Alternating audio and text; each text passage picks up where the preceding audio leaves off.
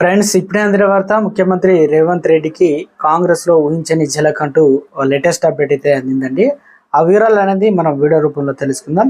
అదేవిధంగా చాలా మంది చూస్తున్నారు కానీ సబ్స్క్రైబ్ చేసుకోవడం మర్చిపోతున్నారు. మీరు సబ్స్క్రైబ్ చేసుకోవడం వల్ల ఇటువంటి లేటెస్ట్ అప్డేట్ అందరికంటే ముందుగానే అందించడం జరుగుతుంది. దయచేసి సబ్స్క్రైబ్ చేసుకోండి. చాలా మంది చూస్తున్నారు, లైక్ చేయడం మర్చిపోతున్నారు. దయచేసి మీరు లైక్ చేయడం వల్ల ఇన్ఫర్మేషన్ అనేది సమాచారం మరింత మందికి రీచ్ చేసిన వారు అవుతాం. ఇంకా లేట్ చేయకుండా వీడియోలోకి వచ్చినట్లయితే, పార్టీ ఫిరాయింపులపై రాష్ట్రపతికి ఫిర్యాదు చేస్తామని తెలిపారు బీఆర్ఎస్ వర్కింగ్ ప్రెసిడెంట్ కేటీఆర్. ఇక మాజీ మంత్రి హరీష్ రావు, ఎంపీలు సురేష్, దీవకొండ దామోదర్ రావు, వద్దిరాజు, రవిచంద్రతో పాటు కలిసి కేటీఆర్ ఢిల్లీలో మీడియాతో మాట్లాడారు. యాంటీ డిఫెక్షన్ లా తీసుకొచ్చింది కాంగ్రెస్ పార్టీ అని అన్నారు.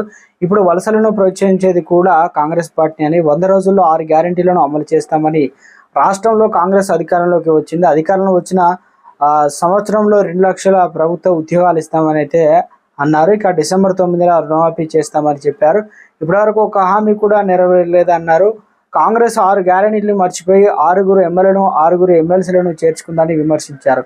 కాంగ్రెస్ నేత రాజ్యాంగ ఉల్లంఘనకు పాల్పడుతున్నారని, గోవా, కర్ణాటకలో బీజేపీ కాంగ్రెస్ ఎమ్మెల్యేలు కొనుగోలు చేస్తుందని రాహుల్ చెప్పుకుంటూ, ఇప్పుడు తెలంగాణలో బీఆర్ఎస్ ఎమ్మెల్యేలు ఎమ్మెల్సీలు తమ పార్టీలోకి చేర్చుకుంటున్నారని, ఇక మణిపూర్లో ఎమ్మెల్యేలు పార్టీ ఫిరాయిస్తే ఆ ఎమ్మెల్యేలు సుప్రీంకోర్టు డిస్క్వాలిఫై చేసిందన్నారు.